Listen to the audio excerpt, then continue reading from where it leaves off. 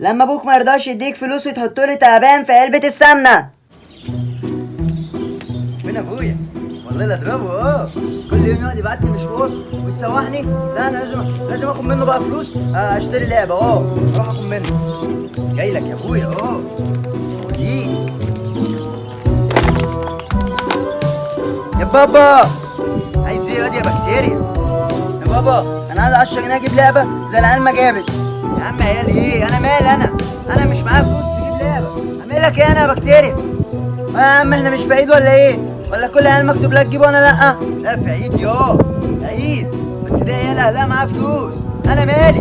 طب وانا ذنبي ايه بقى ان ابويا معاهوش فلوس؟ طب والله لا ابويا لا اوريك. ودي يا بكتيريا، امك كانت قايله لي عايزه علبه سمنه. انزل هات لها. ماشي يا بابا هجيب لك. هات فلوس. خد الفلوس اهي 100 جنيه. خد هات يا